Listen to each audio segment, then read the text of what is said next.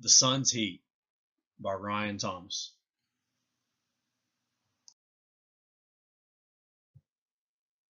It is difficult to imagine a non-existence, a place where there is nothing, because the mere fact that there exists life and sustainability on planet Earth. Life is said to be only found on planet Earth. The planet Earth is in the best position possible to sustain and harbor life. Life could not exist without the sun's heat and energy.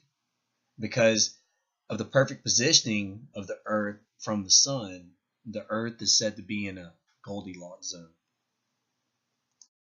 The Goldilocks zone is a region within the sun's solar energy. It is obvious for the need of the sun's energy.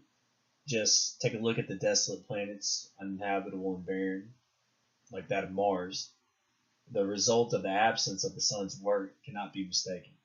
However, if anything were to change, like temperature, depending on the variation, it could determine how icebergs would melt, oceans would evaporate, or how the surface of the planet would become too warm or too cold to allow for any life to grow. Here in this picture provided is an example of the sun compared to a smaller star with planets also within its Goldilocks zone. Notice how the Goldilocks zone is proportional to the size of the star.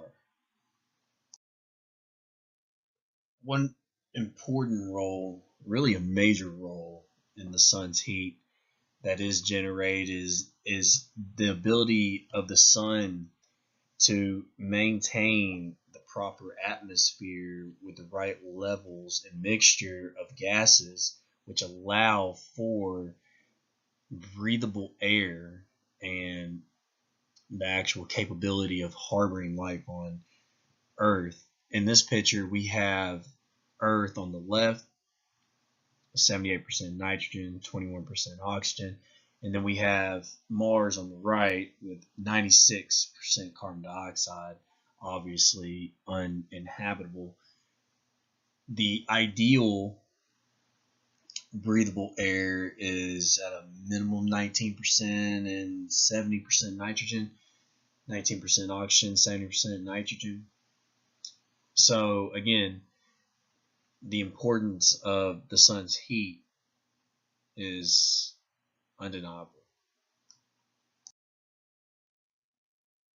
The ozone layer is part of the atmosphere and the stratosphere that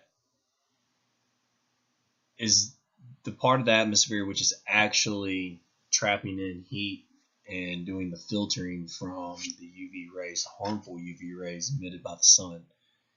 The UV rays have enough energy and heat that they actually photolyze oxygen molecules, breaking them down, and then it goes into a cycle which kind of repeats itself where those broken down oxygen molecules, they react with other oxygen molecules, and then the heat breaks them back down again.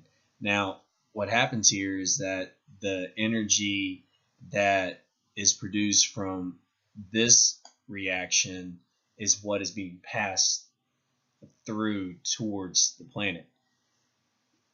Again, this layer, the ozone layer, is what is actually trapping in the heat and what is actually filtering the harmful UV rays. Here's a picture of the sun with what can only be an estimated guess on what the cores actually look like. However, being that they are correct, the core generates more than half of the sun's energy. Actually, almost all of it. The temperatures of the core are estimated to be double what they are on the surface. And again, this is all estimations, but they could be around 15,000 kelvins, 16,000 kelvins, somewhere in that ballpark. The pressures are so intense that they cause a nuclear reaction between hydrogen atoms, causing them to resemble helium atoms through fusion. Now, when I mean resemble helium atoms, I mean that they now carry the helium characteristics, the mass,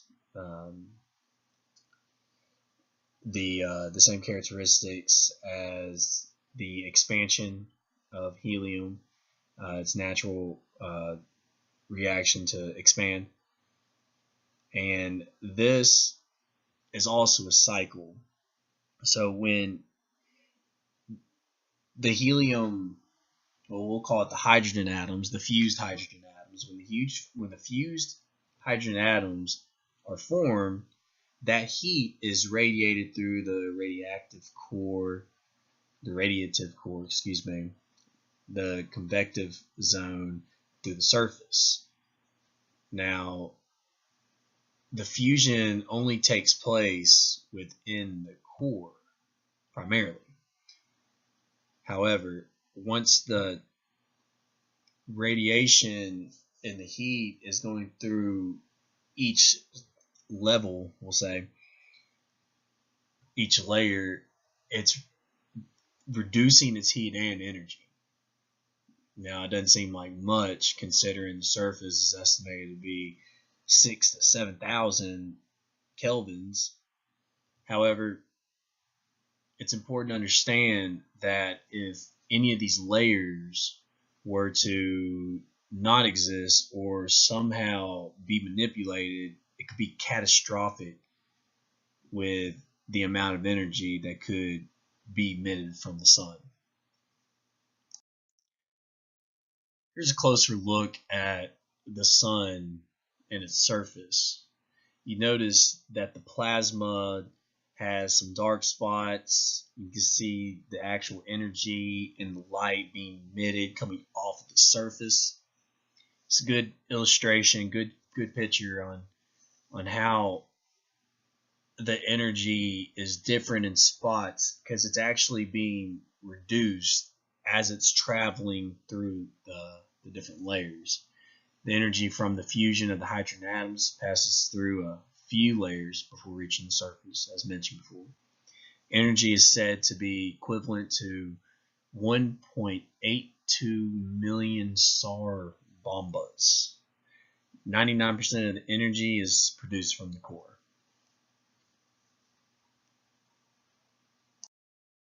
A little history when making the comparison of 1.82 million SAR bombas. A SAR bomba, it's important to understand what that is. It's the most powerful nuclear bomb ever assembled. This developed in the 60s by the Soviets, detonated in 61.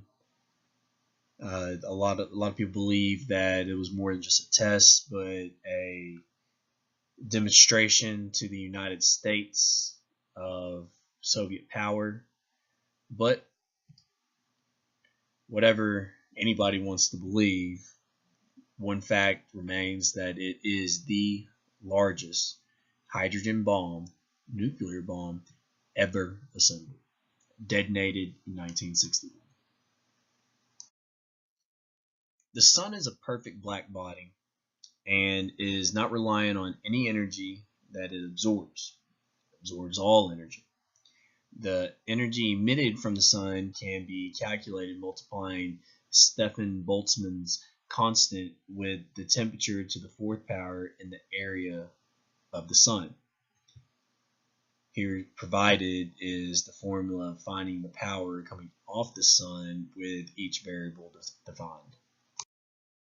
Max Planck pioneered the quantum physics theory and showed that the density of radiation emitted by the black body is proportional to the temperature. The rays emitted by the sun are within the 100 to 400 nanometer wavelength range. The effects from exposure can cause severe damage to organic material by the ultraviolet rays breaking down the ozone into oxygen molecules. The passing light and heat are usable on the planet. Here is another illustration of the different temperatures and where their wavelength is at its peakedness, we would say.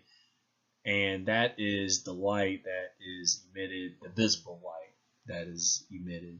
Notice the sun, estimated at 6,000 on its surface, its visible light is somewhere about the, we'll say, the green and yellow region, but we see on Earth a white light. This is part of the filtering process that takes place in the ozone. Again, here's another illustration on the ozone layer and how the oxygen molecules are broken down and it acting as UV ray. This illustration is nice because it can actually give a better visual on what is being passed actually from the sun to the earth in reference to the position. The sun has a lifespan that will extend over billions of years. This means the sun will continue to fuse hydrogen atoms until they are all depleted from its core. Then the sun will begin to fuse hydrogen atoms with other layers. The helium-like atoms formed will cause the size to grow continuously. Mentioned before in a previous slide. Everything within its path will be devoured by this red giant. Here's an illustration of a planet. Really, at this point, the planet's already destroyed, but eventually it will be engulfed by the red giant. Again, my name is Ryan Thomas. Hope you enjoyed my presentation on how the sun produces heat, and thank you.